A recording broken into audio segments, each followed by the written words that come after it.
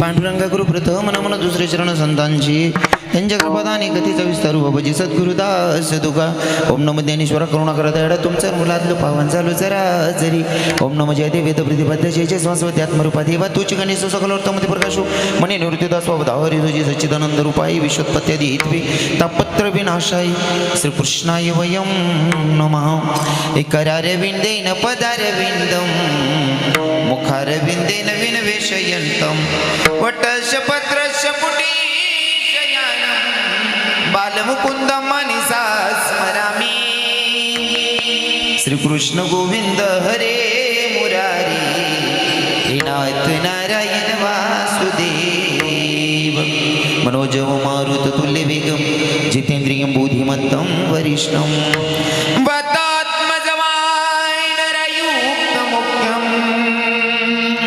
श्रीरामदूतं शरणं प्रपद्ये श्रीरामदूतं शरणं प्रपद्ये आई हनुमंत विराजी कथा करो मती अनुसार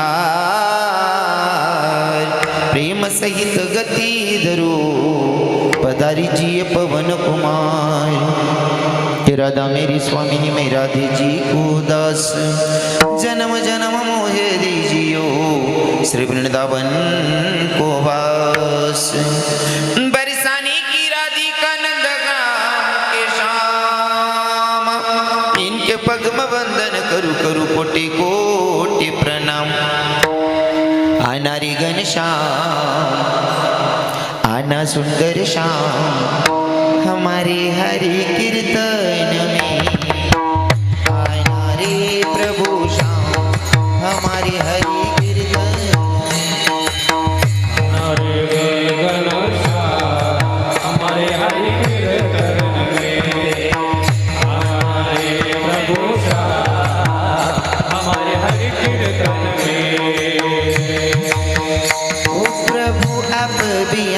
संग राधा जी को लाना प्रभु अब आना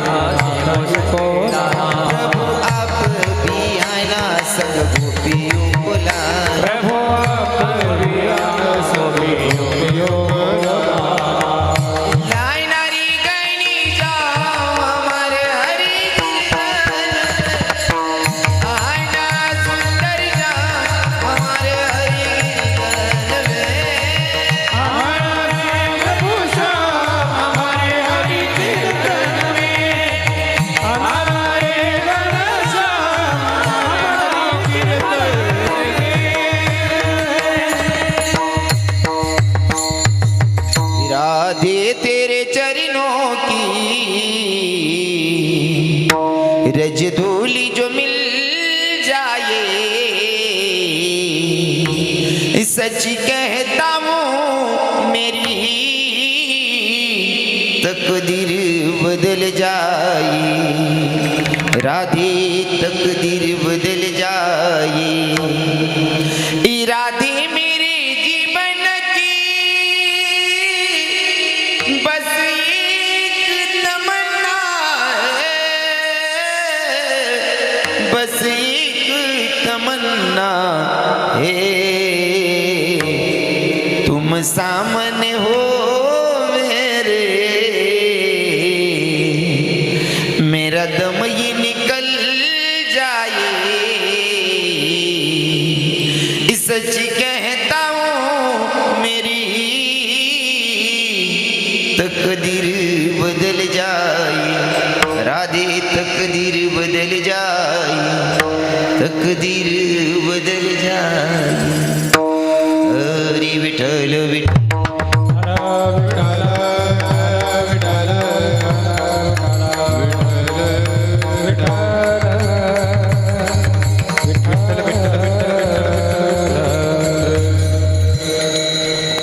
हरी भोगतो न घडे संचिता वाचोनी भोगतो न घडे संचिता वाचोनी करावे ते मनी समाधान म्हणून या मनी मानू नये खेदू म्हणावा गोविंद वेळोवेळा प्रस्तुत प्राप्तस्थळी प्राप्त प्रसंगी निवडलेला भंग जगद्गुरु जगदवंदनी संत सम्राट देवमान्य संत वारकरी संप्रदायाच्या कळसस्थानी शोभणारी तुकोबाराय महाराज आणि हो तुकोबाराय महाराजांचा जार चरणाचा अभंग आज भगवंताच्या साधू संतांच्या तुम मतपित्यांच्या सेवेसाठी निवडला आहे विठ्ठल विठ्ठल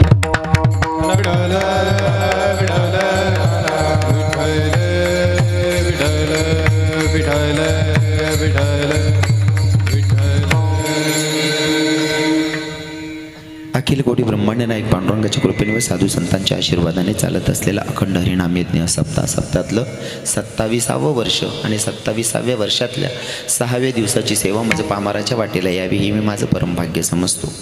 कीर्तनासाठी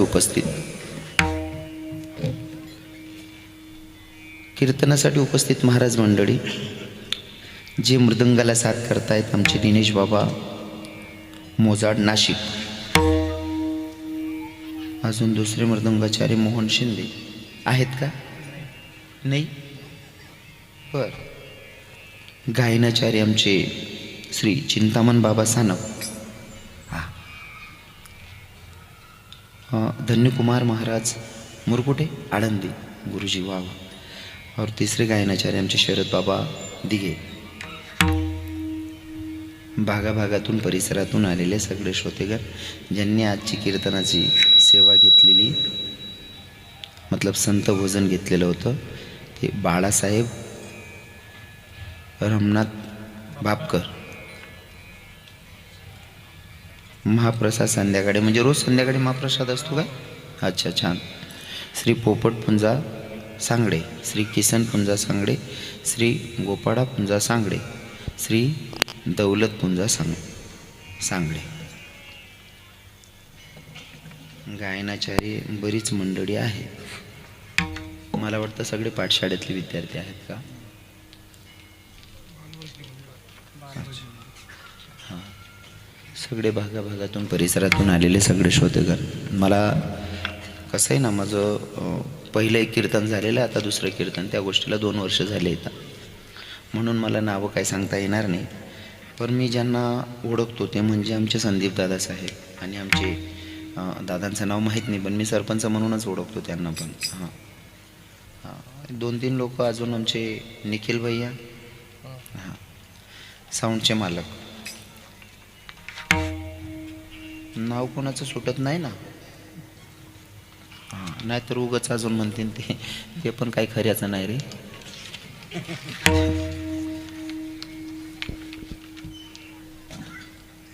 मला सांगायला आनंद वाटेल, पहिल्या वर्षी मी कीर्तनाला आलो त्याच्यापेक्षा या वर्षाचा उत्साह जरा वेगळा वाटायला मला. काय असतं माहिती का, तरुण भावांना सांगेल, भैया जर तुम्ही धर्माच्या कामी येत असाल, तुम्हाला कीर्तनाचं जर महत्त्व कळत असेल तर कीर्तन टाईमपासचं साधन नाही आहे. टाईमपासचं साधन नाही आहे. कीर्तन म्हणजे जीवनाचा उद्धार करून घेण्यासाठीचा मार्ग आहे.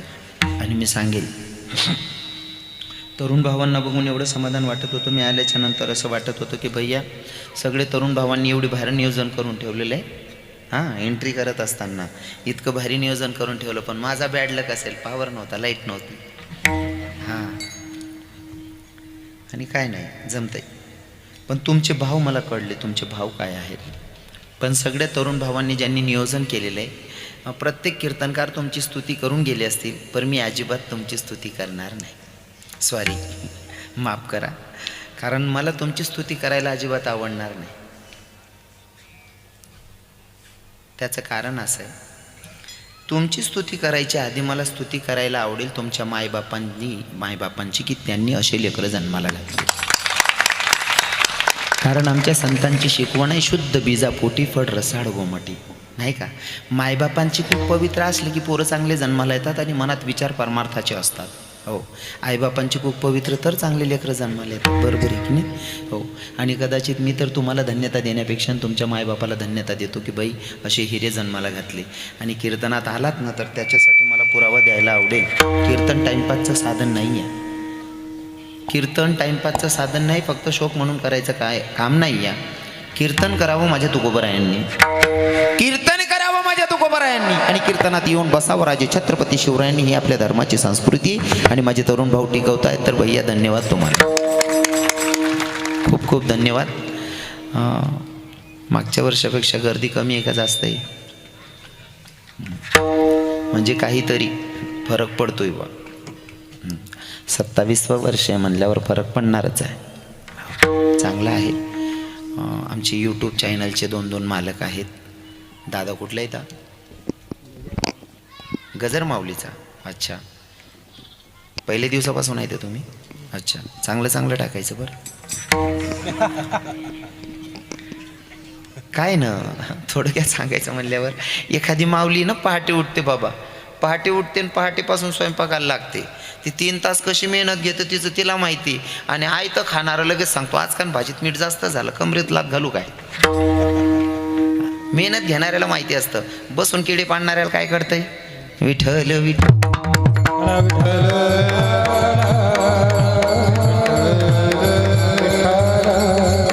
कीर्तनासाठी आमचे निफाडचे पंकज महाराज आलेले आहेत. धन्यवाद महाराजजी. आमचे बरेच बाबा लोक आहेत, पण हां, मनोहर बाबा धराडे बाबा पण आहेत कीर्तनाला. खरं तर मी पहिले सगळ्यांची जाहीर माफी मागेल, मला नावं माहिती नाही हो. पहिलं मुश म्हणल्यावर, पहिलं मुडे म्हणल्यावर फजिती होणारच आहे की नाही. तेव्हा आलतो, जसं आत्याचं गाव आहे म्हणून पोरगी आली म्हणून सासरवाडमध्ये कसं राहावं ते थोरीन करतं. आता समजेल मला हळूहळू. असो, अभंग आहे तुकोबारायांचा, अभंग आहे तुकोबारायांचा. कोण तुकोबारा आहे? ज्यांची 65 लाखाची जागी लोकांना दान करावी ती तुकोबार आहे. कोण तुकोबार आहे? जाडून संसार बैसले अंगणी ती तुकोबार आहे. कोण तुकोबार आहे? संसाराच्या नावे घालून या शून्य ते तुकोबार आहे. आणि ती तुकोबार आहे अभंगातून तुम्हा आपल्या जीवांना सावध करताय. भैया जीवन जगत असताना सावधगिरीनं, नाहीतर तुम्ही जे कर्म करता ना ते भोगावं लागतंय. या अभंगातून तुकोबार आहे सांगतात. कारण तुम्हाला पहिल्या दिवशी रूप सांगितलं असेल, नाम सांगितलं असेल, संतांचं चरित्र सांगितलं असेल, नाही का.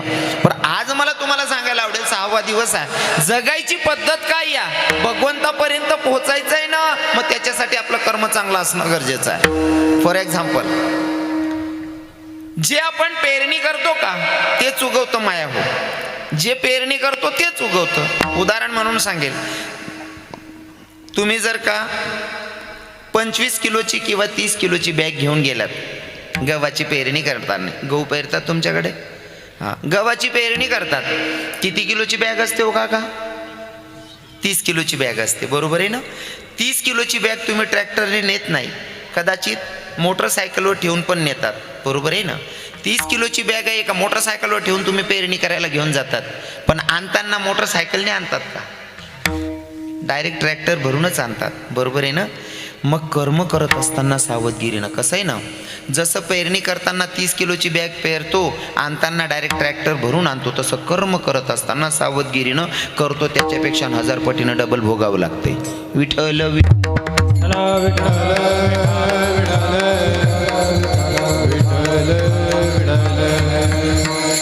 अजून सोपं करून सांगतो. एखाद्या दर्याखोऱ्यांमध्ये उभे राहा आणि दर्याखोऱ्यांमध्ये उभे राहिल्याच्या नंतर आवाज द्या राम. तर दर्याखोऱ्यात तुम्हाला आवाज देतात राम राम राम. तुम्ही दर्याखोऱ्यांमध्ये उभे राहा तिथं आवाज द्या राधे. दर्याखोऱ्यात 3 वेळेस तुम्हाला रिप्लाय देतील राधे राधे राधे. बरोबर आहे ना. पण त्याच दर्याखोऱ्यांमध्ये जर उभं राहून आवाज दिला नालायक, काय म्हणतील त्या दर्याखोऱ्या? हे रे माझ्या राजा इकडे. काय म्हणतील? तुम्ही जे म्हणणार आहे तेच तुम्हाला 3 वेळेस ऐकायचंय. म्हणून कर्म करत असताना सावधगिरीने करायचं, नाही तर भोगावं लागतं. हेच मला तुम्हाला केले कर्म झाले त्याची भोगाले. केले कर्म झाले त्याची भोगाले. केले कर्म झाले त्याची भोगाले. केले कर्म झाले त्याची भोगाले.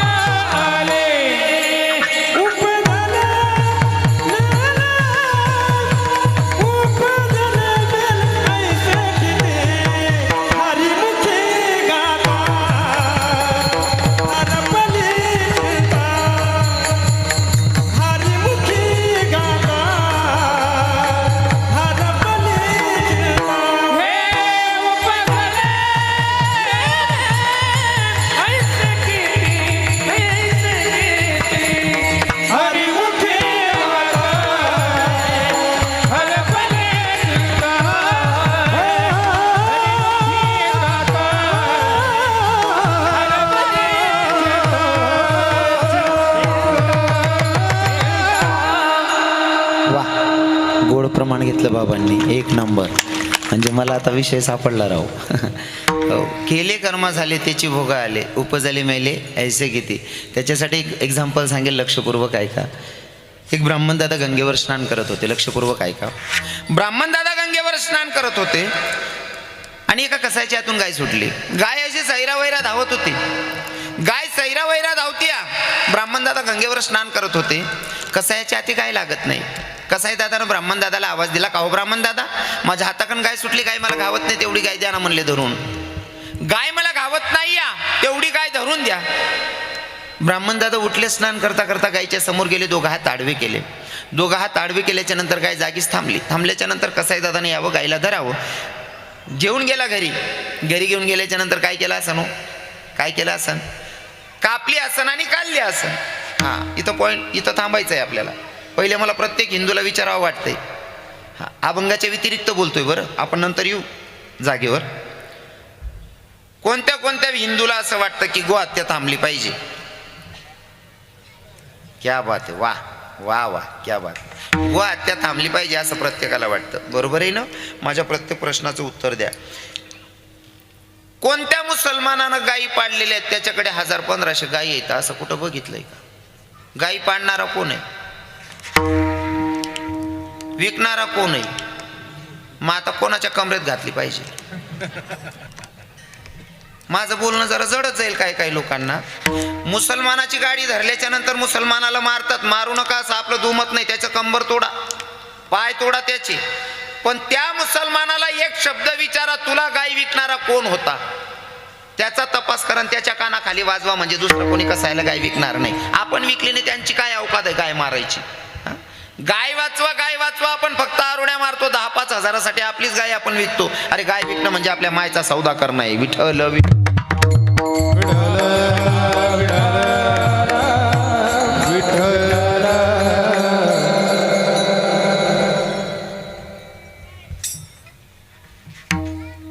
ए राजा, ए भाऊ, बैस रे.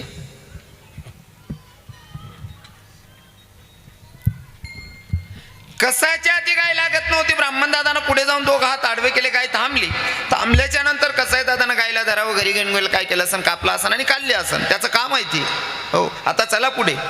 पुढे एक वारकरी वारी करीत होता. वारी करीत असताना एका गावी मुक्कामाला थांबला. एका तरुण स्त्रीनं बघितलं आणि बघितल्याच्या नंतर वारकरी बाबाला म्हणते, वारकरी बाबा कुणाका चाललात? काय नाही की पंढरपुराला जातोय. बाबा तुम्ही पंढरपुराला चाललात? म्हणले हो बाई. बाबा असं करा ना, माझ्याकडे 2 घास जेवायला या ना. वारकरी म्हणतो पंक्तीत पण जेवायचं आणि त्या घरी पण जेवायचं, लेकी त्या घरीच येतो म्हणला जेवायला. वारकरी बाबा घरी जेवायला गेले. जेवण वगैरे झालं. जेवण झाल्याच्या नंतर घरातून काढता पाय घेत आहेत तोपर्यंत त्या बाईनं विचारलं, बाबा कुणाका चाललात? काय नाही की मंदिरावर झोपाया चाललो. बाबा मंदिरावर झोपणार आहात? म्हणले हो बाई. बाबा असं करा ना, घरामध्ये आम्ही दोनच नवरानं बायको आहे तर म्हणले, घरामध्ये आम्ही दोनच नवरानं बायको आहे तर म्हणले, इथं झोपा ना. वारकरी म्हणतो मंदिरावरही झोपायचं, त्या घरी झोपायचं, लेकी त्या घरीच झोपतो म्हणला. आता वारकरी बाबाला पुढच्या रूम मध्ये बेड टाकलेला, वारकरी बाबाला पुढच्या रूम मध्ये बेड टाकलेले, दोघं नवरा बायको आतल्या रूम मध्ये झोपलेले आहेत. मी दृष्टांत सांगत असताना फेक अजिबात सांगणार नाही, जी सत्यता आहे ती मांडणार आहे. संतांचं चरित्र आहे आणि वाईट विचार अजिबात करायचा नाही. कारण काही लोकांना सवय असते चांगल्यात पण वाईट काढायची, काही लोकांना सवय असते वाईटमधनं चांगलं काढायची. बाई संसारी जर असेल ना, मेथीची जुडी तुम्ही बाजारातून आणून दिल्याच्या नंतर जी बाई संसारी असते ना, ती खराब झालेली जुडी भाजी काढून फेकते, जेवढी चांगली तिची भाजी बनवते. बरोबर आहे ना? आणि ज्या बाईला उन्माद करायचा आहे, म्हणजे संसार व्यवस्थित करायचा नाही, ती थोडी सडलेली असेल तरी पूर्ण जुडी फेकून देते. करायचं आपल्याला काय करायचं ते. माझं बोलणं कळत असेल तुम्हाला नाही का? जसं की दृष्टी चांगली असेल तर सृष्टी चांगली दिसते. फॉर एक्झाम्पल, तुमची नजर चांगली असेल ना तर किचडमध्ये कमळ बघू शकतो, आणि नजरेत जर दोष असेल तर चंद्रात पण दाग दिसतो. बघायचं आपल्याला काय बघायचं. घरामध्ये दोघं नवरा बायको झोपल्या आहेत. ऐन मध्यरात्री बाईच्या मनामध्ये कामवासना निर्माण झाली.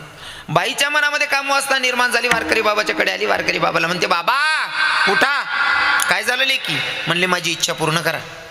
वारकरी बाबा म्हणतो, बाई तुम्हाला जेवायला घरी आणलं तोवर वाटत होतं पोरगी काय पारमारती का?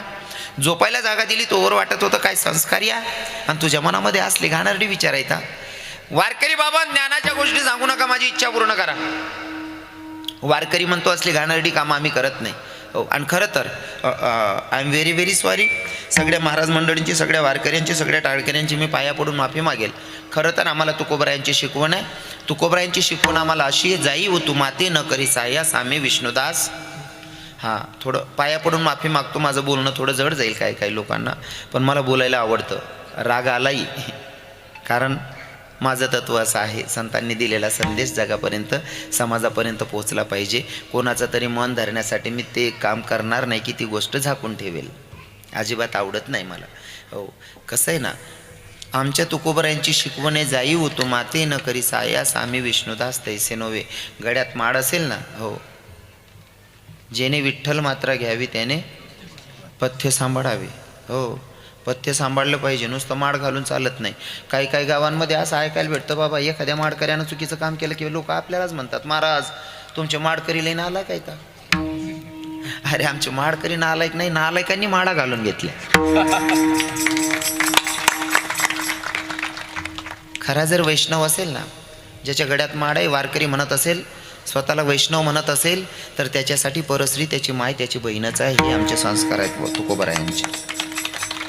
खरा माळकरिया, खरा वारकरिया, तर त्याच्यासाठी परस्त्री त्याची माय त्याची बहीणच असली पाहिजे. आणि दादा हो, पाया पडून माफी मागतो, गड्यात माळ असल्यावर जर परस्त्रीला वाईट नजरेनं बघत असेल तर तो खानदानी माळकरीच नाही. महाराज विठ्ठल विठ्ठल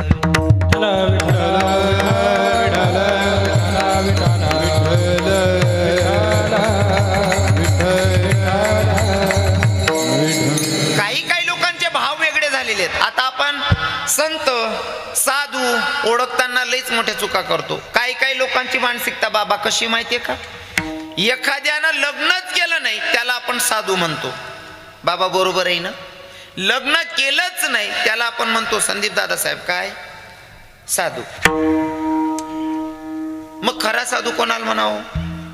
ज्याने लग्नच केलं नाही त्याला साधू म्हणावं का? काहींनी फक्त लग्न केले नाही पण संसारी लोकांपेक्षा जास्त आनंद घेत आहेत, त्यांना साधू म्हणसान का? हा, साधू कोणाला म्हणावं? चित्रेची देखुनी कामी ना काम उपजे जयाची मना तो संन्यासी नव्हे जाना ऐक बापा नरोत्तमा. चित्रातली बाई बघून सुद्धा वासना निर्माण नाही झाली पाहिजे, त्याला म्हणावं साधू. बरोबर आहे की नाही? आपण म्हणतो भैया कुटिया किसकी है, बोले तो भाई सन्यासी साधू की है. तो ये बच्चे किसके हैं? ये ब्रह्मचारी साधू के हैं. यांना साधू तर कस म्हणावं? खरा साधू तो असतो, माझा ब्रह्मांडाचा धनी प्रभू रामचंद्र, एक पत्नी, एक वचनी आणि एक वाणी. तसा जर माणूस असेल फक्त एका पत्नीवर प्रेम करणारा तर तो रामापेक्षा कमी नाही. विठ्ठल विठ्ठल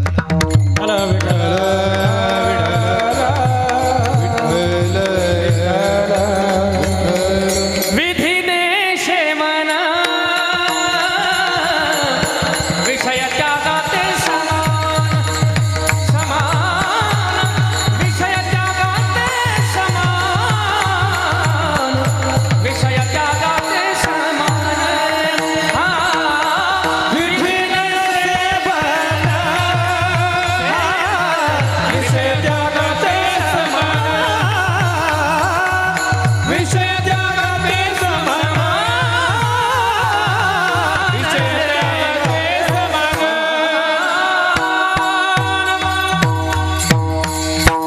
वा दाखवली राव झलक महाराजांनी.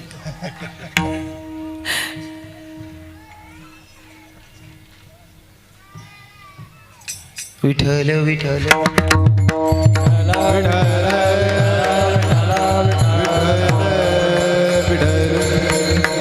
कसं आहे ना, आपले भाव बदलून गेलेले आहेत बघायचे. आपण काय ना, माझ्यासारख्याने पांढरे कपडे घातले ना गुरुजी, माझ्यासारख्याने पांढरे कपडे घातले का लोक लगेच म्हणतात हे संतच असतील. अजिबात नाही, रॉंग आहात तुम्ही.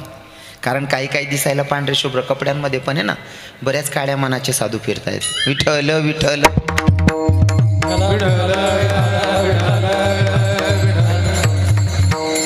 फॉर एक्झाम्पल ते पाण्यामध्ये बगडा दिसतो का? पाण्यामध्ये बगडा बघितला असं उभा राहताना कसा राहतो काका? एका पायावर उभा राहतो, बरोबर आहे ना? एका पायावर उभा राहतो, दिसायला पांढरा शुभ्र. ते पाण्यातले कीटक आहे ना ते विश्वास करतात दिसायला पांढरा शुभ्र आहे म्हणजे नक्कीच हरिद्वारचा साधू असला पाहिजे.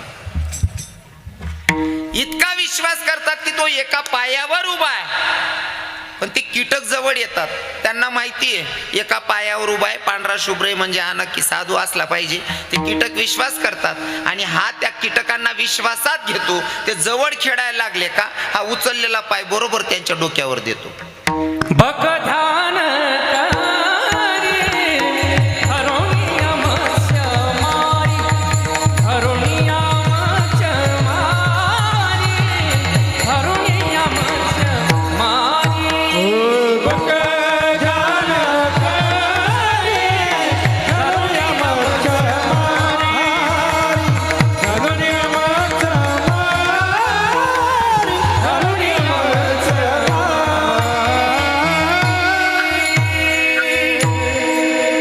शब्दांसारखं आता प्रमाण. हा क्या बात आहे. वाह वाह. दिसायलाही पांढरा शुभ्र आहे गुरुजी, उभा राहतो एका पायावर. विश्वास करतात ते कीटक की नाही दिसायला पांढरा शुभ्र आहे, एका पायावर उभा आहे म्हणजे तपस्वी साधू आहे. पण जेव्हा ते कीटक विश्वासात जवळ जातात ना हा याच्या मूळ स्वभावावर येतो आणि हा हळूच डोक्यावर पाय देतो. मग आता मला सांगा याला साधू म्हणता येईल का?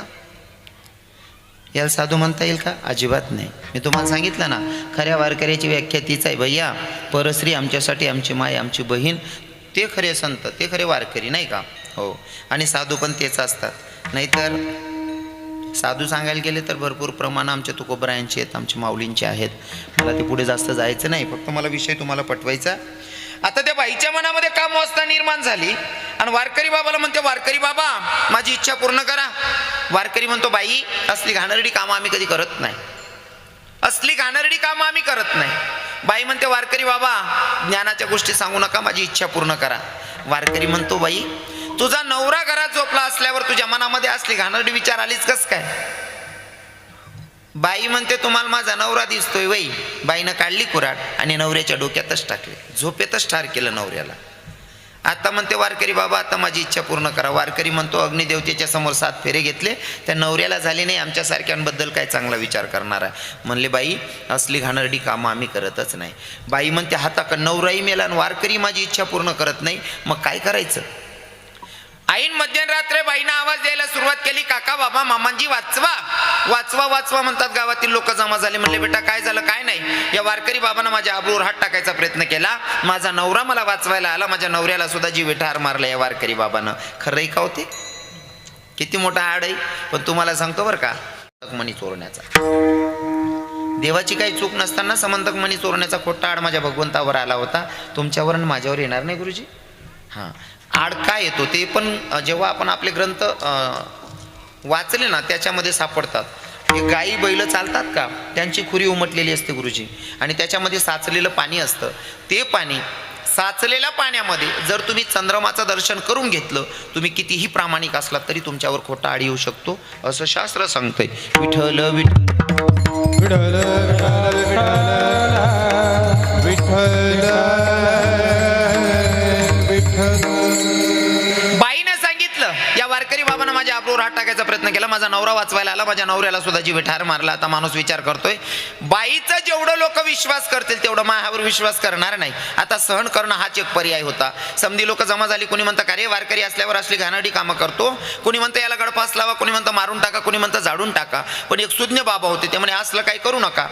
वारकरी आहे ना, वारकरी असल्यावर याच्या मनामध्ये असली घाणेरडी विचार आली ना, एक काम करा, याचे दोघं हात तोडा आणि याला मोकळं करा, कारण याचे तुटलेले हात बघून कोणता दुसरा वारकरी घाणेरडी कामं करणार नाही. वारकऱ्याला चौकात बांधलं, दोघं हात तोडले.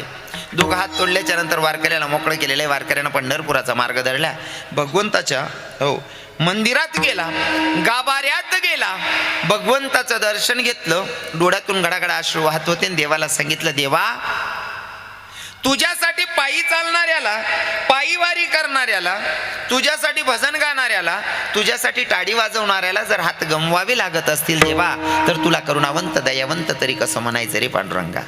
देवानं सांगितलं, हो तुमचा राग रुसवा, रीत शिरा, पर वारकरी बाबा यात मी काहीच करू शकत नाही, हे तुमचं कर्म आहे. कसं देवा, हे तुमचं कर्म आहे, ते तुम्हाला भोगावं लागतंय. म्हणले देवा सांगा ना कसं.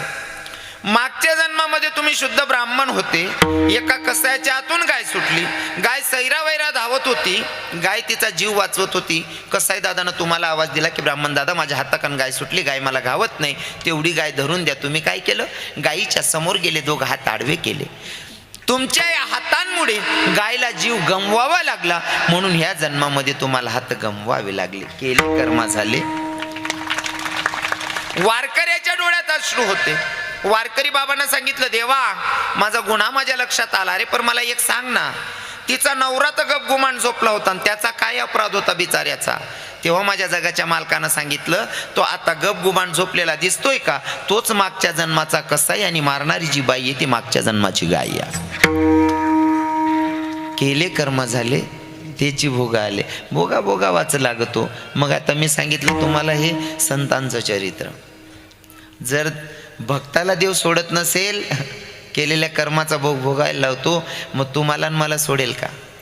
अजिबात नाही. आता तुमच्यासाठी सांगतो, मतलब आपल्या सर्व संसारी लोकांसाठी सांगतो. एक पोरानं, बायकोनं सांगितलं पोराला, नवऱ्याला, म्हणले धनी म्हणे काय तुमचा म्हातारा लई कटकट करतो, तुमच्या म्हाताऱ्याला कुठंतरी पाठवा. माणूस विचार करतो, जर म्हाताऱ्याला कुठं वृद्धाश्रममध्ये पाठवलं, भावकीमध्ये नातेवाईकांमध्ये हसू व्हायची, त्याच्यापेक्षा ना असं करतो, म्हाताऱ्याला मारूनच टाकतो, म्हणजे विषय संपला. बापाच्या जवळ गेला, बापाला म्हणतो पप्पा तुम्हाला तीर्थक्षेत्रावर स्नान करायला घेऊन जायचं मन होतंय माझं. बाप म्हणला बापा पोरग काय सुधारलं, म्हणलं माझं. हरकत नाही बेटा. बापाला फोर व्हीलर गाडीमध्ये बसवलं, घेऊन गेला गंगेच्या काठी.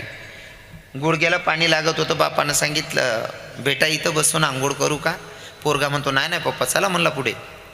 आता गुडघ्याचं पाणी कमरेला लागायला लागलं. म्हणले लेका बसू का इथं? ना ना म्हणले पप्पा चला ना पुढे. कमरेचं पाणी छातीला लागायला लागलं. म्हणले राजा बस झालं रे आता. तरी पोरगा म्हणतो चला ना पप्पा पुढे. बापाच्या लक्षात आलं लेका तू मला इथं तीर्थक्षेत्रावर स्नान करायला नाही रे, तू इथं माझ्या जीवनाचा अंत करायलाच आणलेलं आहे. हां, एंड ऑफ द लाईफ, जीवनाचा अंत. पोरगा म्हणला पप्पा तुमच्या लक्षात आलं ना? म्हणले हो. चला मग बेटा तू मला इथं मारायलाच आणलेलं आहे, पण एक काम कर जागा बदलून टाक. पोरगा म्हणला पप्पा तुमच्या लक्षात आलं?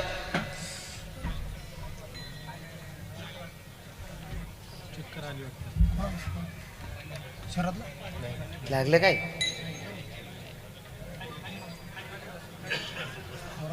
बसलेला होता का?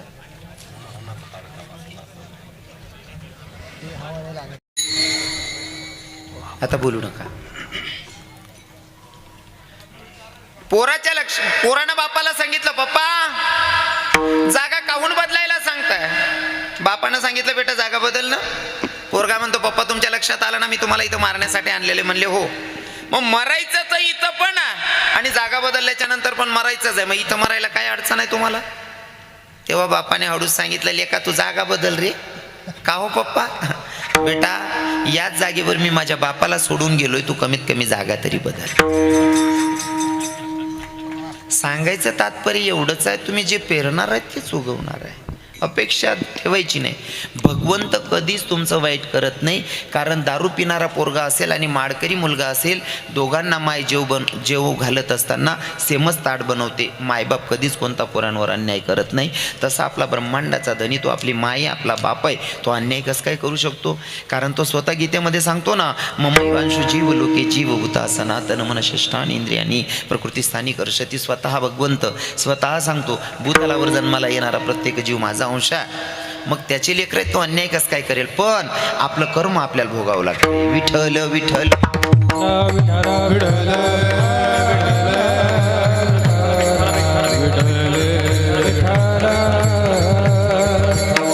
पहिला दृष्टांत सांगितला संतांचा, भोगा भोगावाच लागतो. आता मध्ये सांगितलं संसारी लोकांचा. अजून सांगू का? ज्या दिवशी मरण आहे कर्मानुसार, त्या दिवशी आपले मायबाप आपल्याला वाचवू शकत नाही. ज्या दिवशी मरण नाही, त्या दिवशी दुश्मनानं जर मागून गाडी ठोकली तरी माणूस मरत नाही. कर्म हो. बोलू नका माया, बोलू नका. बघा मला आनंद वाटतोय, समाजही चांगला जमलेला आहे. आणि विशेष बाबाजी कीर्तनामध्ये कुत्रा सुद्धा आलेला आहे. बघा ना, म्हणजे 4 पायच्या कुत्र्याला वाटलं हो कीर्तनात यावं. वा वा. जनावरांमध्ये परिवर्तन झालं राव.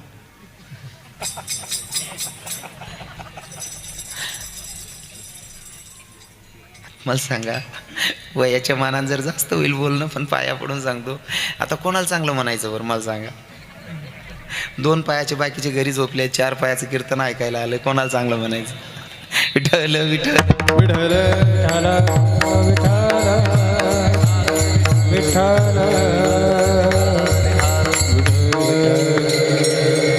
ज्या दिवशी मरण आहे त्या दिवशी मरावंच लागतं. फॉर एक्झाम्पल, भगवंत आपलं कधीच वाईट करत नाही. आपलं कर्म ठरवतं चांगलं की वाईट करायचं, नाही का? जसं की मला सांगायला आवडेल, आता तुम्ही परवाच्या दिवशी काल्याचं कीर्तन ऐकणार आहात. कंसाचा वध तुम्ही ऐकणार आहात. कंसाला मारलं देवानं, ऐकायचं आहे तुम्हाला. पण प्रश्नचिन्ह मी आज सांगतो तुम्हाला. कंसाला वाईट म्हणायच्या आधी, सॉरी तो विषय नाही सांगायचा, मला सांगायचं असं आहे की तुमचं कर्म तुम्हाला भोगावं लागतंय. त्याच्यासाठी उदाहरण म्हणून मला सांगायला आवडेल, कंसाला आकाशाची वाणी झाली. आकाशाच्या वाणीतून सांगितलं गेलं की कंसा, ज्या बहिणीच्या लग्नामध्ये तू रथ हाकतोय का, त्या बहिणीच्या पोटी येणारा 8वा पुत्र तुझा वध करणार आहे. 8वा वध करणार आहे म्हणून रावणानं शॉर्टकट सांगतोय बरं का. 8वा वध करणार आहे म्हणून पहिले 6 पंकज बाबा मारलेच नाही. 6 मारले नाही म्हणून भगवंतही काही करू शकत नाही. नारद महर्षींना सांगितलं, कंसाकडनं बाल हत्या घडत नाही तोपर्यंत मी सुद्धा त्याला मारू शकत नाही. अगोदर त्याच्याकडनं पाप झालं पाहिजे. मग देवाने अगोदर पाप करून घेतलं आणि मग कंसाचा वध आहे. बरोबर आहे ना? म्हणजे तुमचं कर्म ठरवतं चांगलं की वाईट, हे मला सांगायचंय. आणि कर्म जर चुकीचं असेल तर देव त्याच्या बापालाही सोडत नाही. हो, 4 पुत्र दशरथा अंतकाळी,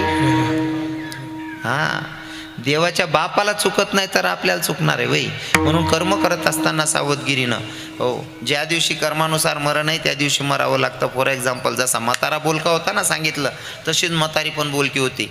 सुनबाई म्हणते म्हातारी लईच कटकट करते, म्हणले तुमची माय, म्हातारीला कुठेतरी पाठवा. तो पण तोच विचार करतो, कुठं पाठवल्याच्या नंतर भावकीतनं हसू व्हायची, नातेवाईक टिंगल करतील, त्याच्यापेक्षा म्हातारीला मारूनच टाकतो. त्यानं म्हातारीचं गठुडं बांधलं, रात्री जेवण वगैरे केलं, 2ऱ्या मजल्यावर घेऊन गेला आणि तिथून म्हातारीचं गठुडं बांधून दिलं फेकून. 2ऱ्या मजल्यावर म्हातारीला फेकलं. म्हातारी पहाटेच 5:30 वाजेला पोराचा दरवाजा ठोठावते. म्हणले, बाडू दरवाजा उघड रे का? दरवाजा उघडला, मायला बघितलं, म्हणले, आई 2ऱ्या मजल्यावर फेकलं तरी पण राजा, जेव्हा तू वरून फेकलं ना तेव्हा खाली कापसाची गाडी भरली जात होती. म्हणजे सांगायचं तात्पर्य असं आहे, ज्या दिवशी मरण नाही त्या दिवशी माणूस मारूनही मरत नाही, नाही का? हां, कर्म चुकीचं आहे ते आपल्याला भोगावं लागते. मग तुम्हाला पहिला दृष्टांत सांगितला संतांचा, नंतर सांगितला संसारी तुम्ही आपण जीवाचा. आता स्वतः न्यायाधीश, स्वतः जगाचा मालक, ब्रह्मांडाचा धनी, तो स्वतः न्याय करत असताना स्वतःला सोडतो का ते ऐकायचंय. पर भजन करा विठ्ठल.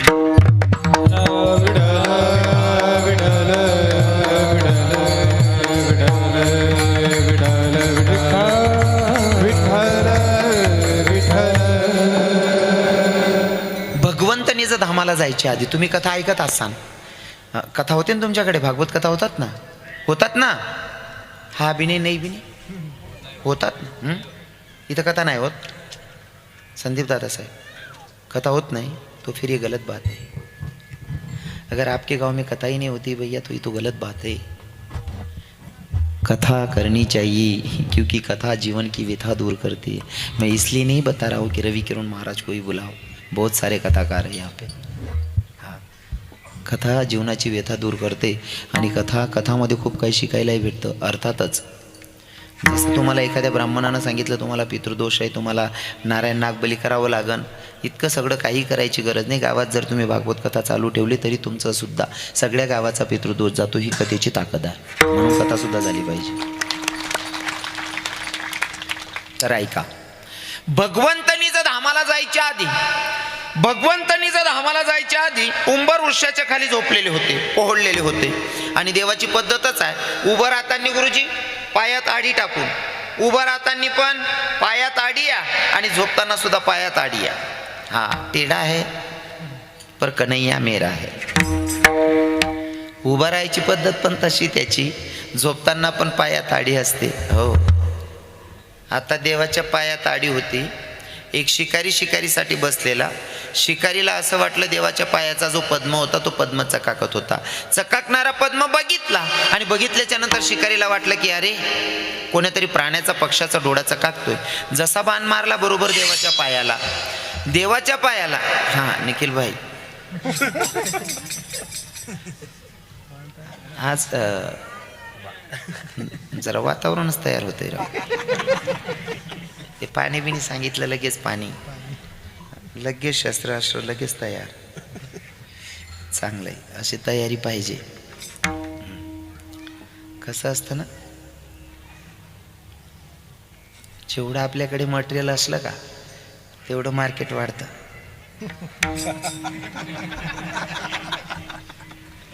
आमच्याकडे एक आयराणीमध्ये म्हण आहे, तुम्ही माझं कीर्तन ऐकत असाल, माणसानं दुकान लावायचं असेल तर नुसतं एका वस्तूनं दुकान चालत नाही, सर्व माल भरून ठेवावा पडतो. आयराणी मग एक म्हण आहे, नुसतं आहे ना कडावर दुकान लागत नाही. समजलं का? हां, दुकान लावायचे असेल तर सगळंच मटेरियल ठेवावं पडतं आणि ते चांगलं आहे भैया, खूप छान. विठ्ठल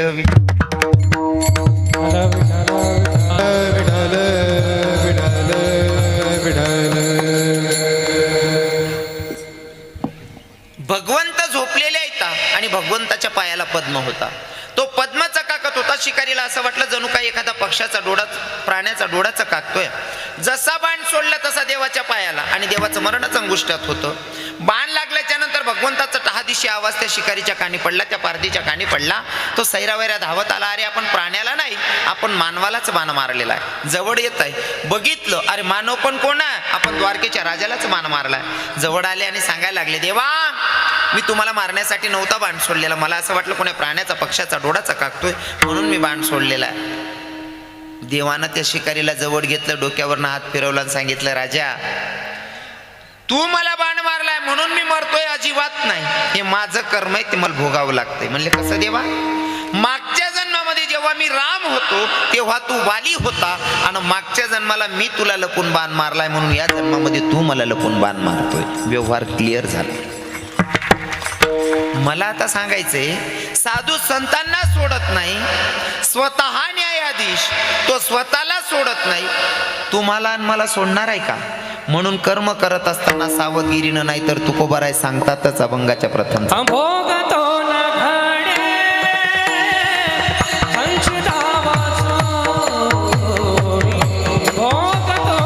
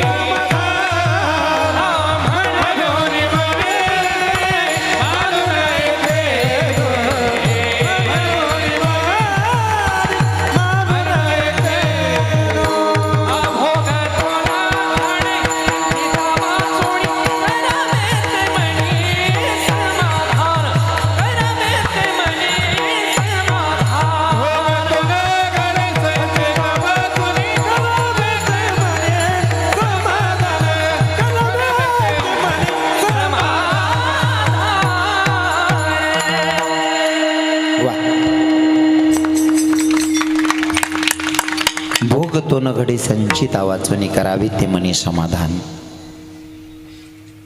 भोगतो न घडे संचिता वाचून करावे ते मनी समाधान. पुढे जाऊन महाराज सांगतात, हो भोगतो न घडे संचिता वाचून करावे ते मनी समाधान. करावे ते मनी समाधान सांगतात. लक्षपूर्वक आहे का? पहिले तर भोगतो न घडे संचिता वाचून, जर माझ्या नशिबी काहीतरी संकटाला तोंड द्यायचंय, मी संकटाला तोंड देतोय, मग तुकोबर आहे तुम्ही पुढे म्हणताय की भाई करावे ते मनी समाधान. कसं शक्य? एखाद्या व्यक्तीला विंचूवानं डंक मारली आणि त्या व्यक्तीला तुम्ही सांगायचं, दादा आपल्याकडे गुलाबजाम पडलेला आहे, खातो का? कसं वाटतंय हो गुरुजी, कसं वाटतंय? हे तसंच झालं ना. भोगतो न घडे संचिता वाचून. समजा माझ्या नशिबी जर एखादं मोठं संकट आहे, त्या संकटाला तोंड देतोय आणि महाराज म्हणतात पुढे जाऊन करावे ते मनी समाधान. साधकांचा प्रश्न आहे, तुकोबर आहे तुम्ही म्हणसान त्या गोष्टीवर आम्ही विश्वास ठेवू, पण तुमच्या परमार्थामधलं एखादं उदाहरण सांगा. आता तुकोबरायांनी काय प्रमाण दिलं असेल, आपण तुकोबरायांच्या पायाची दूरही बनू शकत नाही. रविकिरण महाराज उगा प्रयत्न करेल, पण तुम्हाला पटवेल एवढं नक्की आहे. ऐका, कुरुक्षेत्रावर युद्ध चालू होतं. कुरुक्षेत्रावर युद्ध चालू युद्धामध्ये अभिमन्यू मरण पावला. अभिमन्यू मरण पावल्याच्या नंतर पांडव रडतील यात विशेष नाही, कौरव सुद्धा रडत होते. आणि सांगेल तुम्हाला, जीवन जगायची तऱ्हा बदलून टाकायची. माणसानं जगावा असं, आपले मरतील यात विशेष नाही, आपले रडतील यात विशेष नाही. मेल्याच्या नंतर दुश्मनाच्या डोळ्यात अश्रू आला पाहिजे, याला म्हणावं जीवन जगणं, नाहीतर जगूनच फायदा नाही. काय मत आहे तुमचं? काय मत आहे? काही लोक जगतात, काही लोक फक्त माय भलावर मेरी बीबी भली, कोणाच्या सुखात नाही कोणाच्या दुःखात नाही. हां बरोबर आहे ना. आमच्याकडे नंदुरबार आहे, तुम्हाला माहिती असेल नंदुरबार. माझा एकदम मित्र आहे. आता ते आमच्याकडे वारकरी बँड चालू केली गुरुजी प्रेतयात्रेमध्ये. नंदुरबारला घेऊन गेले ते प्रेतयात्रेला बँडवाला दादा, माहिती असेल तुम्हाला. हां ते घेऊन गेला. म्हातारी मेलेली होती संध्याकाळी 7 वाजेला. 7 वाजेची म्हातारी मेलेली. सकाळी बँडवाल्याला सांगितलं, बँडवाला सकाळी गेला 9 वाजेला. आता बँड चालू करायचा आहे म्हणून बाजूच्या घरवाल्याचा दरवाजा ठोठावला. म्हणले दादा बाबा काका कोणी आहे का, दरवाजा उघडा ना. एका बाईनं दरवाजा उघडला. म्हणले काय भाऊ? म्हणले ही पिन तुमच्या बोर्डमध्ये टाका. म्हणे का, काय करायचं? म्हणे बँड चालू करायचं आहे. म्हणे कोणाची हळद आहे? म्हणे हळद नाही, तुमच्या गावात म्हातारी वारली, तुमच्या गल्लीतच वारली, गल्लीत नाही तुमच्या घराच्या बाजूलाच वारलेली. आता मला सांगा, भिंतीच्या आडमध्ये म्हातारी मेली तरी माहीत नाही. काय जगताय लोक, काय जगताय? महाराज जेवढे आपल्याकडे पैसे येतोय का तेवढी आपली माणुसकी हिरावत चालली. हो माणुसकी हिरावत चालली. खेड्यागावामध्ये बरं आहे, सिटींमध्ये तर इन्सानियतच सापडत नाही. काय ठिकाणी खेड्यागावामध्ये अगोदरचे लोक जगत होते बाबा. पद्धत अशी होती, जर 4 भाऊ असतील ना, वाटणी जरी पडायची तरी ओटा सगळ्यांचा एकच असायचा, मध्ये भिंती टाकल्या जायच्या. ओटा एक असायचा, सगळे झोपताना ओट्यावर झोपायचे. आणि अजून एखादं पोरग किंवा पोरगी किंवा एखादी बाई किंवा एखादा माणूस आजारी पडला ना, प्रत्येक व्यक्ती जेवण करून आल्याच्या नंतर ताप चेक करायचा. का रे दादा तुला ताप भरलाय का, गरम अंगाई का, गोडी घेतली का राजा? दुसरं काकू आली, काका आला, चुलत भाऊ आला, कोणी जे पण येतील प्रत्येक व्यक्ती ताप चेक करायचा आणि विचारायचा, भाऊ तू जेवलास का? ही माणुसकी होती. प्रत्येक व्यक्ती चेक करायचा. आता माणुसकी किती राहिली? आता प्रत्येकाचे रूम वेगवेगळे झाले. म्हातारा रात्री मेलं तरी सकाळी पोराला माहिती पडतं की म्हातारा मेलं बुवा. खरं आहे की नाही? माणुसकीच नाही राहिली महाराज. हो. आणि खरं तर मला सांगायला आवडेल, ही माणुसकी जी हिरावली ना गुरुजी, ही जास्त पैशांमुळे आणि दुसरी म्हणजे मोबाईलमुळे. मी मोबाईलला सगळा दोष देत नाही गुरुजी, काही गोष्टी चांगल्या पण झाल्यात, पण 70% वाईटच झालंय मोबाईलमध्ये. पहिले एवढा जीवाडा होता. या बसलेल्या माझ्या माया आहेत, माझ्या बहिणी आहेत, यांना विचारतो. जुन्या लोकांची म्हण होती, माहेरचं कुत्र जरी बघितलं तरी बाईला आनंद व्हायचा. बरोबर आहे ना? माहेरचं कुत्र बघून सुद्धा बाईला आनंद व्हायचा. ही इन्सानियत होती, माणुसकी होती. आता सक्का बाप जर का पोरीला फोन करतो, पोरगी बसू बसू नवऱ्याला सांगते, सांगा माझ्या बापाला मी झोपली असं. म्हणजे या मोबाईलनं माणुसकी हिरवली आहे की नाही? हो. जगायची तऱ्हा चेंज करून टाकायची. काही लोक लई गरमीत जगता हो, लईच गर्व आहे लोकांना. अरे करताय काय भैया? करोडपतीच्या घरामध्ये भाकरची साईज जेवढी आहे ना, तेवढी गरिबाच्या घरात पण तेवढीच साईज आहे भाकरीची. लागतं तेवढं ठीक आहे, जास्तीचे पैसे असल्यावर पैसे खाऊन पोट नाही भरत. पण काही लोकांना लई पैशाची गरमी. तेवढं बरं आहे, वाड्यामध्ये नाहीत तशी लोक. हा साधी लोक आहेत इथं नाही का, कारण मला अजून 15-20 मिनिटं थांबायचं. कारण मी जिथं कीर्तन करतो तिथलं काही सांगतच नाही गुरुजी. आपण एकटा आलेला असतं का लोगच.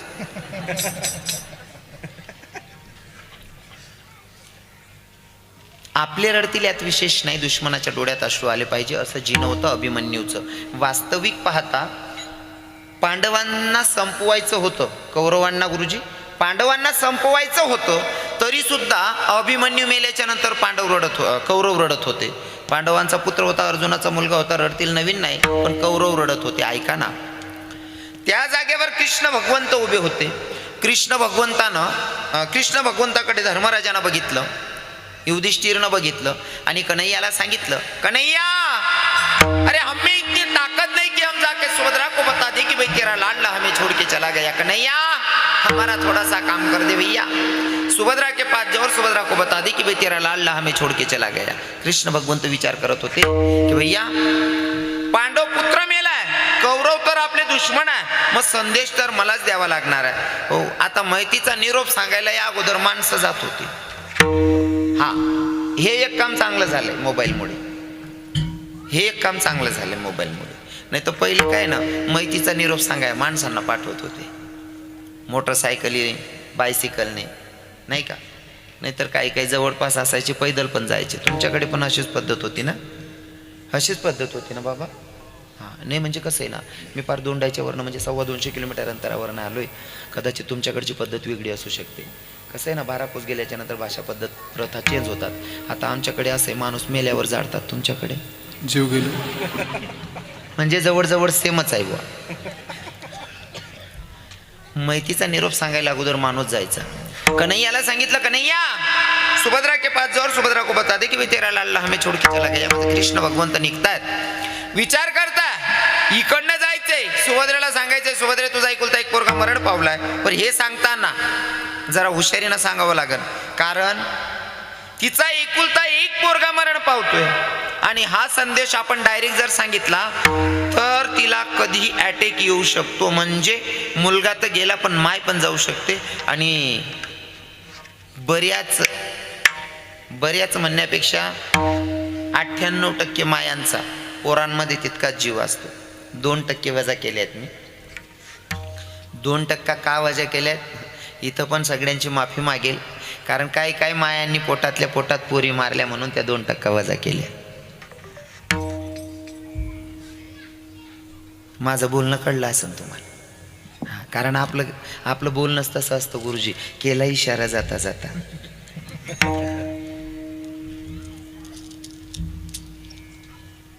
देव विचार करत होते, जाऊन सुभद्रेला सांगायचे, सुभद्रे तुझा एकुलता एक पोरगा मरण पावला. हे सांगितल्याच्या नंतर सुभद्रा खूप रडेल, खूप अवकडा करेल, माझी केस धरेल, माझी गचंडी धरेल, स्वतःची केस धरेल. हो, मला मारायला उठते की काय, असे भरपूर प्रश्न देवाच्या मनात होते. देव गेले आणि सांगायला सुरुवात केली, सुभद्रे तुझा अभिमन्यू गेला. कुठे रे दादा, कुठे गेला माझा अभिमन्यू? बाई तुझा अभिमन्यू गेला. अरे दादा सांग ना कुठे गेला? अजून कुठे युद्ध चालू आहे का? कुठे युद्धाला पाठवलं का माझ्या लेकाला? नाही ग बाई. मग सांग ना दादा कुठे गेला? बाई तुझा अभिमन्यू आपल्या समध्यांना सोडून कायमचा गेला. देवानं विचार केला होता, सुभद्राला जेव्हा सांगेल तुझा एकुलता एक पोरगा मरण पावला, सुभद्रा खूप रडेल, खूप अवकडा करेल, कदाचित माझी गचंडी धरेल, मला मारायला उठेल, स्वतःची केस तोडेल. पण याच्यातली कोणतीही कृती सुभद्रा करत नाही. सुभद्रा जागीच धरणीवर बसली. सुभद्रा बोलतही नाही आणि सुभद्रा रडतही नाही. देवाला वाटलं कदाचित सुभद्रा वेडी झाली की काय, कारण इथं बसलेल्या टोपीवाल्या बाबांना, इथं बसलेल्या मायांना अनुभव असेल. बाईच्या कानावर जर दुःखद बातमी पडली तर बाई रडली पाहिजे, जर रडली नाही तर वेडी होण्याची दाट शक्यता असते. बाईच्या कानावर दुःखद बातमी पडली म्हणजे तिच्या डोळ्यातून अश्रू आले पाहिजे, जर रडली नाही तर वेडी होण्याची दाट शक्यता असते. सुभद्रा रडतही नाही आणि सुभद्रा बोलतही नाही. देवाला वाटलं सुभद्रा वेडी झाली की काय. जवळ आले, सुभद्रेला सांगायला लागले, सुभद्रे अगं रड ना, अगं तुझा एकुलता एक पोरगा मरण पावला, तुला रडायला येत नाही, सुभद्रे अगं रड ना. सुभद्रा काहीच बोलत नाही. देव सांगतो, सुभद्रे अगं तू माय आहेस की दुश्मन, काय दगड्यासारख्या हृदयाची झाली, अगं सुभद्रे रड ना. सुभद्रेनं देवाकडे बघितलं आणि सांगितलं, देवा मला रडायला सांगतोय? अरे तुझे संत तर तुझी बडाई मारत असताना सांगतात, चाले हे शरीर कोणाचे असत्य कोण बोलवी ते हरिविना. तुझे संत बडाई मारतात आणि तू स्वतः सुद्धा गीतेमध्ये सांगतो ना, म्या बोलविल्या वेदू बोले, म्या चालविल्या सूर्य चाले, मी हलविल्या प्राणू हाले. हे सांगणारा पण तूच आहे ना? म्हणे हो. मग देवा आता मला प्रश्नाचं उत्तर दे. भूतलावर झाडाचं पान तुझ्या सत्तेशिवाय हालत नाही ना म्हणले हो. मग माझा मुलगा मरावा कोणाला वाटत होतं? देवानं मानच खाली टाकली ना राव. भूतलावर जर झाडाचं पान तुझ्या सत्तेशिवाय हालत नसेल, माझा मुलगा मरावा कोणाला वाटत होतं? देवानं मान खाली टाकली, हळूच मान हलवली, म्हणले हो बाई मलाच वाटत होतं. मग देवा तू मला रडायला सांगतोय, एकीकडे मुलगा मेला, दुःख आहे, पण तू तुझ्या भक्तांचा वाईट विचार करणार नाही, हा माझा तुझ्यावरचा दृढ भाव आहे. मुलगा मेला म्हणून दुःख व्यक्त करायला सांगतोय, पण एकीकडे तू आमचा भगवंत आहे, तुझ्या इच्छाप्रमाणे सगळ्या गोष्टी होतात ना. हे पण तुझ्याच मनात होतं ना माझा मुलगा मरावा. मग हे तुझ्या मनासारखं झालं ना म्हणले हो. मग मुलगा मेला हे दुःख व्यक्त करू का माझ्या भगवंताच्या मनासारखं झालं म्हणून आनंद व्यक्त करू? कृष्णा सांगणारे काय करू, करावे ते मनी समाधान. साधकांना पटलं, साधकांनी सांगितलं ठीक आहे देवा तू बरं आहे, तुम्ही म्हणसान बरोबर, पण आमच्या जीवनामध्ये असं संकट आल्याच्या नंतर आम्ही संकटाला तोंड देतोय, मग घरात रडत बसण्यापेक्षा काहीतरी मार्ग सांगा ना. तर तुको बरं आहे सांगतात, जीवनामध्ये किती मोठं संकट आलं, संकटाला कवटाळत बसू नका. मग काय करा, स्वतःच्या मनाशी संवाद साधा आणि त्या गोविंदाचं भजन करा जो वृंदावनमध्ये गोपिकांसोबत रास क्रीडा करतोय का, त्या गोविंदाचं भजन करा. महाराज सांगतात अभंगाच्या दुसऱ्याच्या, मनवोनी मारे मानून ऐकेदो, मनवोनी मारे मानून ऐकेदो, मनवोनी मारे मानून ऐकेदो, मनवोनी मारे मानून ऐकेदो, मनवोनी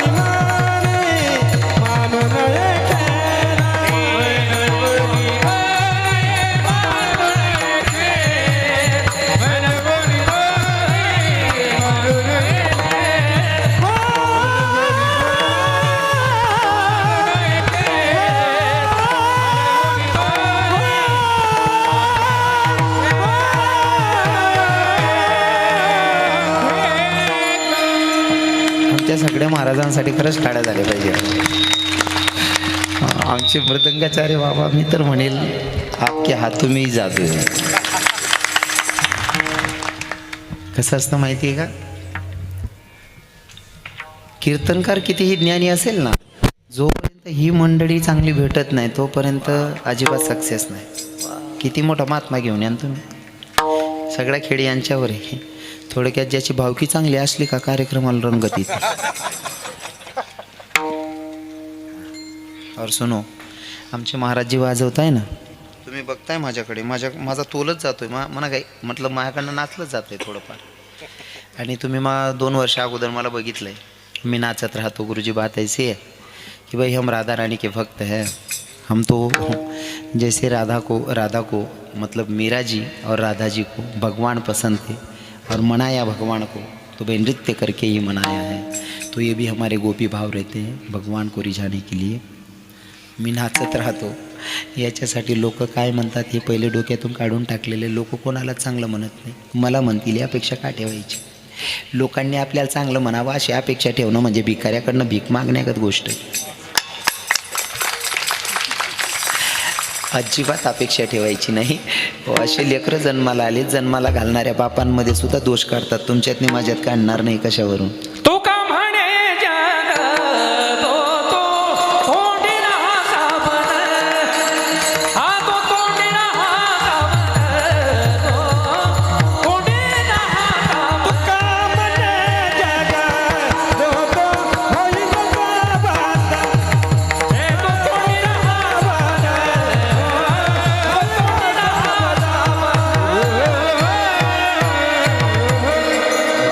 वा वा, प्रमाणाला धरूनच सांगेल. आता प्रत्येकाकडनं अपेक्षा ठेवण्यापेक्षा गुरुजी आपले तुकोबराई पण सांगतात, आपले संतांची शिकवण आहे, प्रकाराचे 3 तुका म्हणे केले जर नाही का. सगळेच लोक आपल्याला चांगले म्हणतील अजिबात नाही. आणि अपेक्षा ठेवणं सुद्धा चुकीचं असेल. ज्याला जे बघायचं आहे तो त्या नजरेनं बघतो. हमें कोई लेना देना नाही, हमें तो भगवान से रिश्ता जोडना है, नाही का. हो, माझ्या मीराबाईला लोकांनी नावं ठेवण्यापेक्षा स्वतःच्या बापानं विरोध केला, ऐकलं नाही. हो, जेव्हा लोक विरोध करतात समजावं आपण भगवंताच्या नजदीक आहोत. आणि मी तर बस लोक काय म्हणतात त्याच्यापेक्षा लोकांना काय आवडतं याच्यापेक्षा माझ्या देवाला काय आवडेल ते करायला आवडतं मला. कारण लोकांची अपेक्षा कधीच पूर्ण होत नाही गुरुजी. फॉर एक्झाम्पल, तुम्ही जर तुमच्या भावाचं, बहिणीचं किंवा पुढे जाऊन लेकरांचं लग्न करायचं ठरवलं तर तुम्ही म्हणसान आमच्या गावामध्ये लग्नाची पंगत देतात, आमच्या गावामध्ये 7 पदार्थ बनवतात, मला 9 बनवायचे. गावात 9 पदार्थ बनवत असतील, मला 10-12 बनवायचे. गावातली लोक, भावकीतले लोक, येणारे नातेवाईक सगळे खुश झाले पाहिजे. गावात 7 पदार्थ बनतात, तुम्ही 10 बनवून टाका लोकांना खुश करण्याच्या नादात. पण जेव्हा लोक जेवण करून हात धुवायला उभे राहतात का, तिथं ऐकायचं सगळं बरोबर होतं रे, पण अजून खमन राहिला असता तर मजा आली असती. काढली का कमी? काढली का? ज्यांना कमी काढायच्यात राहतात. म्हणून ज्या लोकांना तुमच्या दोष बघायचा आहे ते दोष बघतील. या लोकांच्या नादी लागायचं नाही. तुमच्यासाठी सांगतोय, बिंदास जीवन जगायचं. हाँ भाई, एकच भाव ठेवायचा. हे मुझे लगी, हाँ मुझे लगी प्रभु संग प्रीत, ये दुनिया क्या जाने.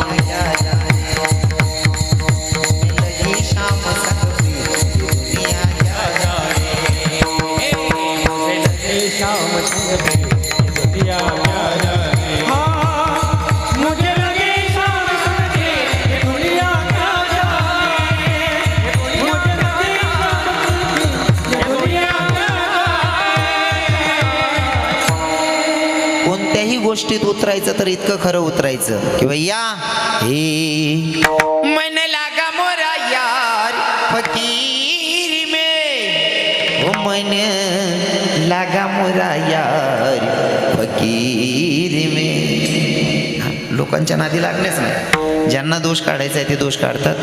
हो, काही लोकांना चांगल्यातून वाईट काढता येतं, काहींना वाईटमधनं पण चांगलं काढतात, नाही का. भाव असतो. आणि मी लोकांचा विचार करून जगणं सोडून दिलंय. तसं तरुण भावांना सांगतो, कदाचित दादा तुम्हाला थोडा सपोर्ट करतो मी. जेव्हा तुम्ही चांगलं कार्य करायला निघतात ना, तेव्हा तुमच्या नावानं टिंगल करणारे आणि माझ्या भाषेत किडे पाडणारे असतातच.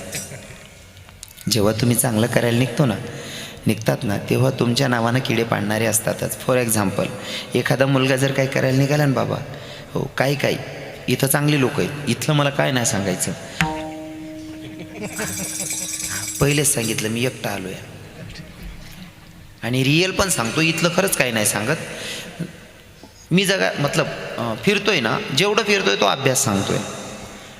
एखादा तरुण मुलगा जर काय करायला निघाला ना, आपल्या बापाच्या वयाचे असतात बरं का, 50-50 वर्षाचे, 60-60 वर्षाचे 2-3 म्हातारे असे बसतात आणि एखादा मुलगा जर काय करत असेल ना, मग ते एकमेकांना तात्या या आप्पाचं पोरग वेळ दिसतंय राव, काही करत राहते. मग अजून तात्याकडे जास्त जड असतं त्याच्यापेक्षा, वेळ आहे रे ते. आणि त्यो पोरग सक्सेस झालं का, हे किडे पाडणारेच त्याच्या दारात जातात. ते म्हणतात भाऊ हे राजा पेढा कधी खाऊ घालतोय, तू खा.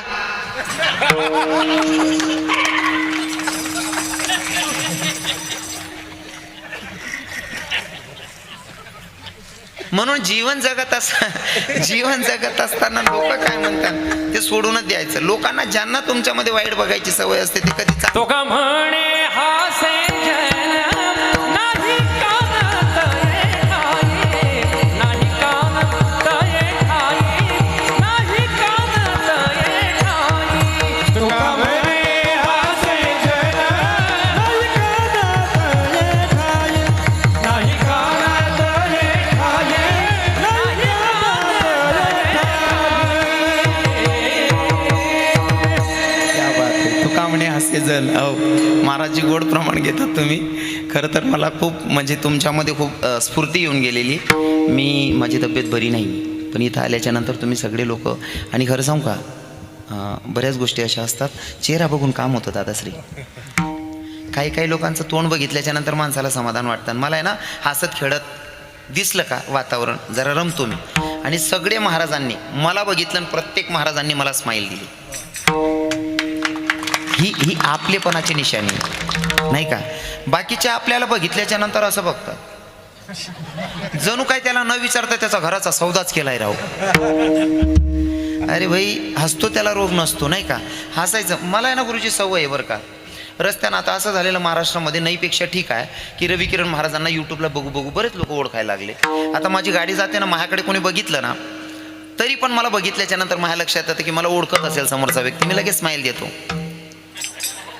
असं करण्यामध्ये नेमकं झालंय असं, मी रात्री झोपतो तरी माझ्या तोंड असंच राहून जातं. हो हसतो त्याला रोग नसतो नाही का. हो हसत खेळत राहायचं माणसानं. हो आणि तुमचंही वातावरण लय भारी दिसायले. तर असो, साध्या सोप्या भाषेमध्ये एक चरणाचा भावार्थ सांगण्याचा मी प्रयत्न केलेला आहे.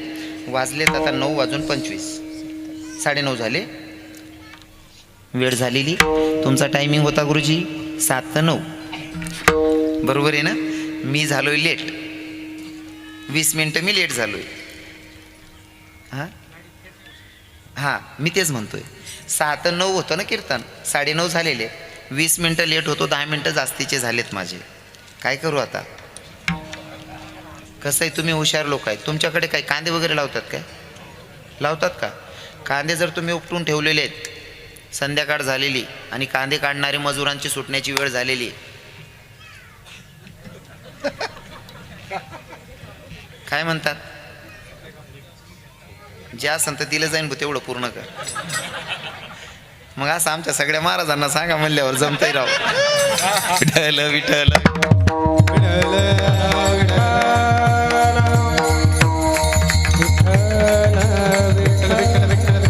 असो, कारण प्रत्येक गोष्टी लिमिटनुसार झालं पाहिजे, प्रमाण असतं नाही का. हो तुम्हाला गोड किती आवडत असेल तर त्याला प्रमाण आहे, लिमिट आहे. तेवढं खाल्ल्याच्या नंतर पुन्हा खाण्याची अपेक्षा असली पाहिजे. नाहीतर इतकं खाऊन घ्यायचं की दुसऱ्यांदा दिसल्यावर पण आपल्याला उलटी होईल, हे इतकं पण नाही नाही का. प्रमाण ठेवायचं. मग आता सगळ्यांनी काय करायचं आहे, हातानं टाडी मुखाने नामचिंतन. ज्या गोविंदाचं भजन तुकोबाराय करायला सांगतात त्याच भगवंताचं आता तुम्हाला भजन करायचं. म्हणजे आता तुम्हाला खूप काय सांगायची गरज नाही. इथं तुमच्याकडे तिघही देव येऊन बसले. जो अयोध्येमध्ये बसलेला माझा प्रभू रामचंद्र आहे ते पण तुमच्या गावात आलेले आहेत.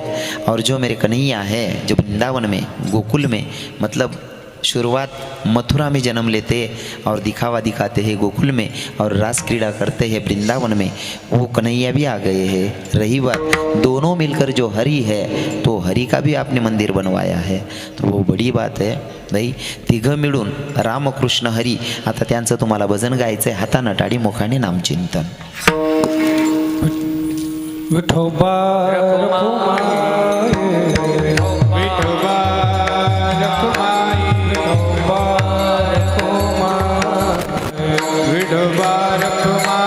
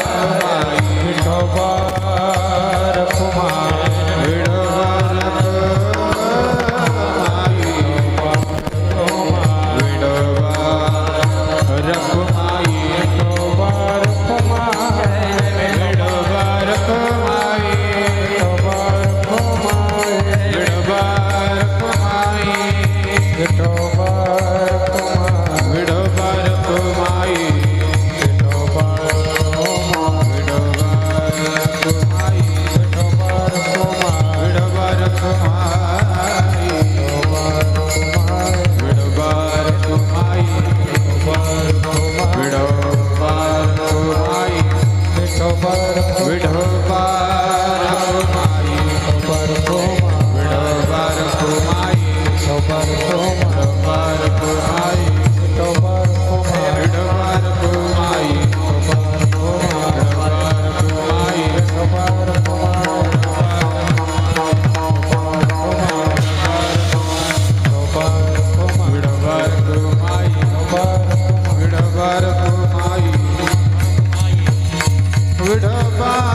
रखुमाई विठोबा रखुमाई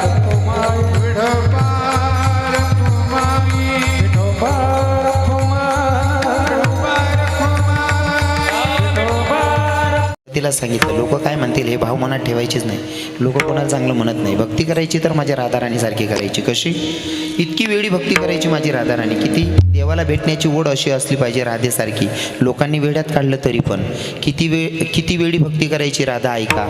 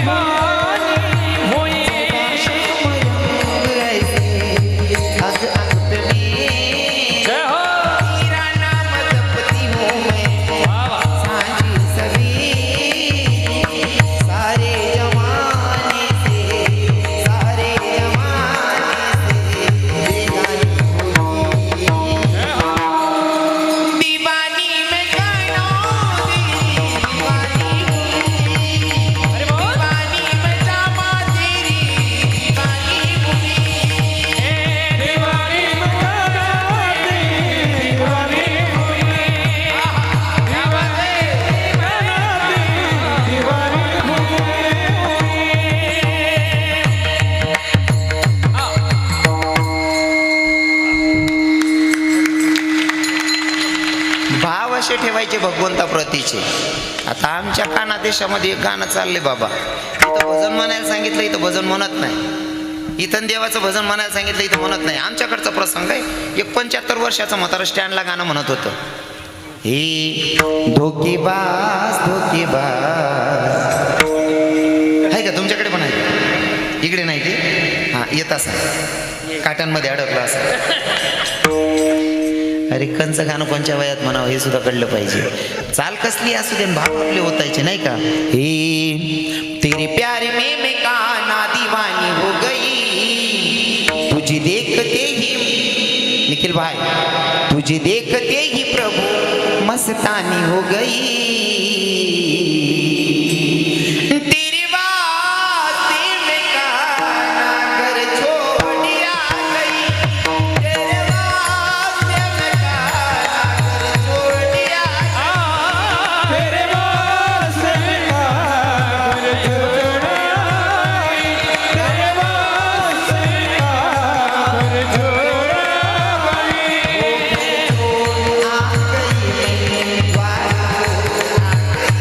घर छोड़ आ गई, छोड़ आ गई.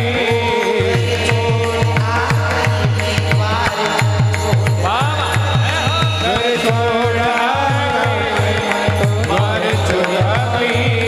तेरी वास्ते मैं काना घर छोड़ आ गई, तेरे वास्ते रे प्रभु घर छोड़ आ गई. तेरे वास्ते घर छोड़ आई, तेरे वास्ते प्रभु जी घर छोड़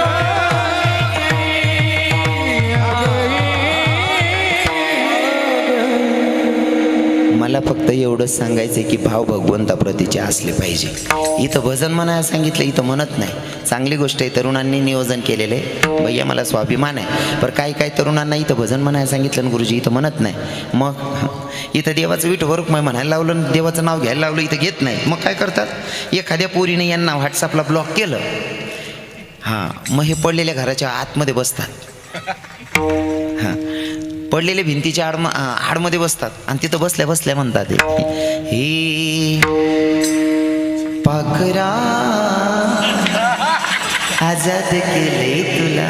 राजा तू नाही आजाद केलं, तो पाखरू ऑलरेडी आजादच होतं. तुला उगाच मोबाईलचं रिचार्ज मारण्यासाठी धरून ठेवलेलं त्या पाखरानं. उलट का तुझं पाखरू लग्न केल्याच्या नंतर 3 वर्षात येतं माहेरात. 1 वर्षाचं लेकरू कडेवर असतं, ह्यो चौकात बसलेला असतो आणि तिच्या 1 वर्षाच्या लेकराला म्हणते बघ भाऊ मामा कसा बसलाय. कुठं जाणार आहे ते पाखरासाठी म्हणून. त्या पाखरासाठी म्हणण्यापेक्षा माझ्या भगवंताच्या प्रति भाव व्यक्त करायचे, जसं की हे नादा ये दिल मेरा अब ये मेरा ना रहा, नादा ये दिल मेरा अब ये मेरा ना रहा, देखते ही देखते हवाले ये किया, देखते ही देखते हवाले तेरे ये किया. कान्या दिल तेरे नाम कर दिया, कान्या दिल तेरे नाम कर दिया. कान्हैया दिल तेरे नाम कर दिया, कान्हैया दिल तेरे नाम कर दिया. ये दिल मेरा ये मेरा ना रहा, नाता ये दिल मेरा ये मेरा ना रहा, देखते ही देखते हवाले किया, देखते ही देखते हवाले किया. कान्या दिल तेरे नाम कर दिया,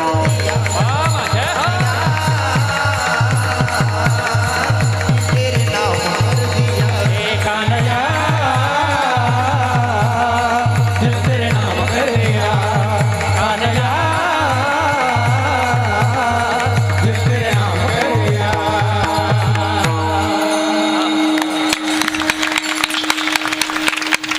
खरं तर मला फक्त भगवंताप्रतीचं प्रेम सांगायचं असतं. थोडं कुठंतरी माझ्याकडनं चालीमध्ये 19-20 होत असेल, मी सगळ्या वारकऱ्यांची पाया पडून माफी मागतो. फक्त माझे भाव आहेत की मी कथा करतो आणि गुरुजी माझं वृंदावनचं शिक्षण आहे, त्याच्यामुळे खरं तर कुठंतरी वारकरी संप्रदायाचं माझ्याकडनं नियमाचं उल्लंघन होत असेल थोडं बहुत, पण माझा फक्त भाव सांगायचा असतो, माझा भाव असतो सांगायचा, बाकी गैरसमज नसावा. कसं आहे ना, जे लोक माझ्यावर प्रेम करणार आहेत ते गैरसमज करणार नाही. पण मला असं म्हणायचं आहे, जसं तुमच्या पोरानं जर काही चूक केली ना, तुमच्याकडे बघतो माया, आपलं पोरगं जर पिऊन आलं ना, जसं तुम्ही एखाद्या मायनं सांगितलं का होत आहे तुमचा बाळू पितो नाही ग बाई तू नाही पित त्याचे मित्र नालाय काय तर म्हणजे आपल्या पोराची झाकतात तसं दुसऱ्याचं पण आपलं समजून झाकत चला विठ्ठल